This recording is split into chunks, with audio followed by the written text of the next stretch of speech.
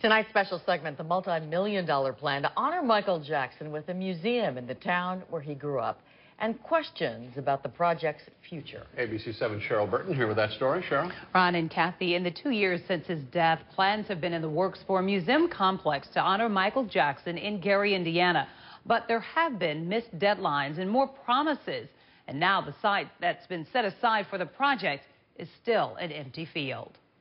I think that it can happen. I just want to see it happen for the people of Gary. It's been Gary Mayor Rudy Clay's big push to bring fans from all over the world to the hometown of the Jackson family. In the summer of 2010, it seemed like everything was off to a good start. We are coming back, and we're bringing something back. Since then, the Jackson family created both a foundation and a company dedicated to bringing the Michael Jackson Museum to Gary. They have assured us that they definitely want the city of Gary to be their final destination point. Could be Gary's Navy Pier. Today, the proposed site is empty.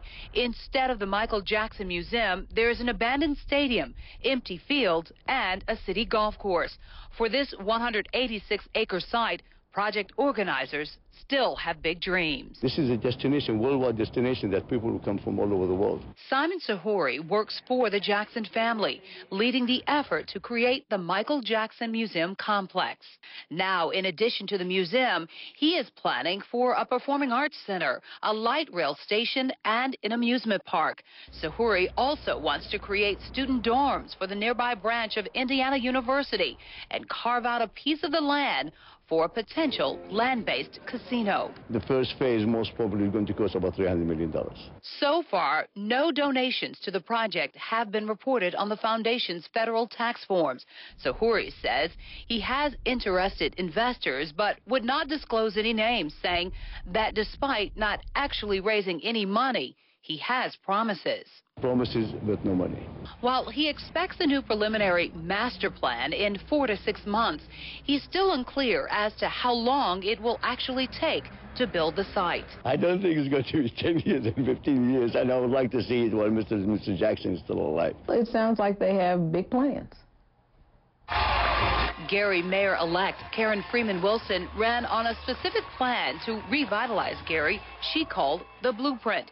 It did not include the Michael Jackson site. She says while she is open to a way to honor the king of pop, she would need to see a feasible financial proposal to move forward with the project. To expend resources that are already limited, I would have to have a compelling reason, and as we sit here now, I don't have that reason. And quite frankly, in order for the city to continue to hold land, they have to really deliver on what they are promising.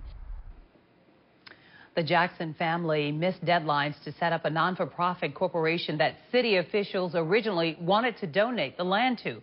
So the development is now being managed by the family's for-profit corporation. The mayor says that if the project falls through, Ron and Kathy, she says that her administration will find other uses for that land. All right. Thanks, Cheryl.